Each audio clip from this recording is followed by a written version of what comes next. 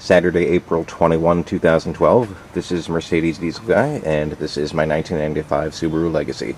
For about a week now, I've been fighting a check engine code, P0302.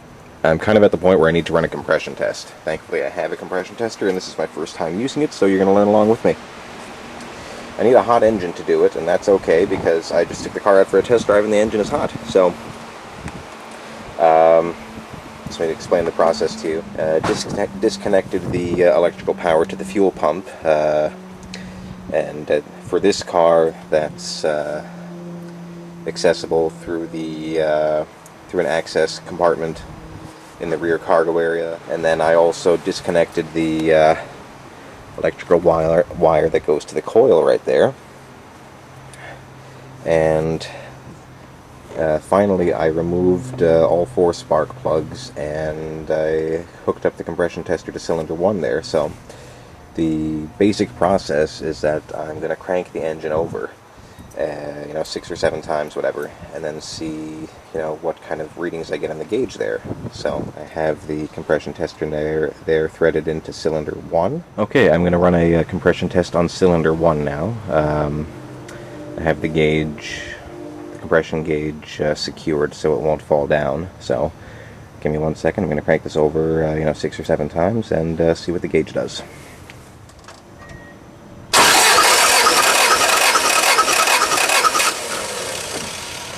Okay, we're reading about 170. Okay, I said 170. It's actually around 165, but the acceptable compression on this engine is, between 156 and 185, so I'm still in the acceptable range. So I'm going to check cylinder 4 now because I'm on the same side, and let's see what happens.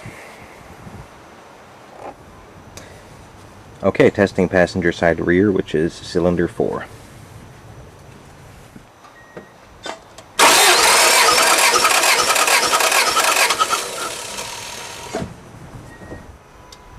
Okay, reading still in the 165 to 170 range. So, okay, now I'm going to test driver's side rear, which is cylinder 3.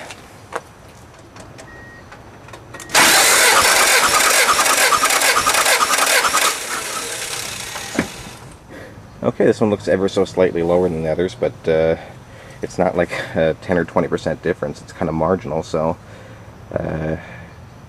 it's probably around 160, 165 at the moment. So now I just have to test cylinder 2, and that's where I think I'm going to see a problem.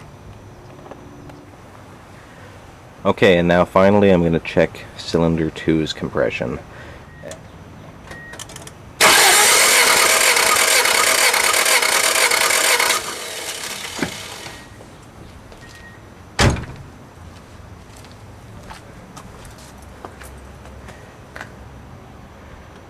Well,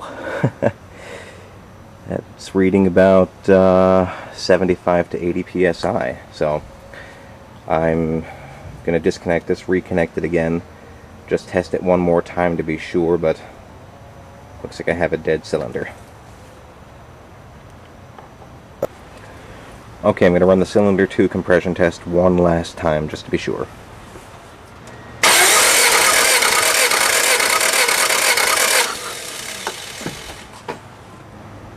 Okay, looks like the same results.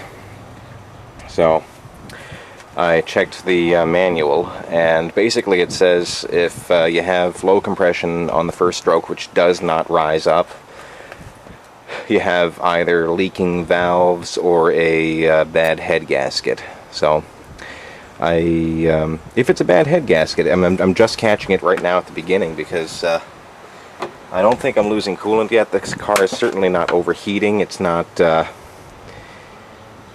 it's not doing anything that I would expect a head gasket to do.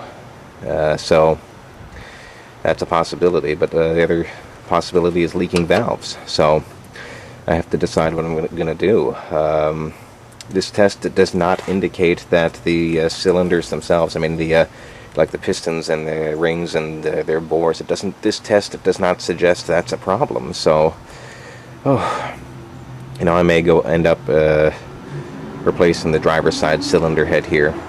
I don't know yet, but that's the results. That's how you do a compression test. Thanks for watching along, and I'll keep you updated with what I decide to do.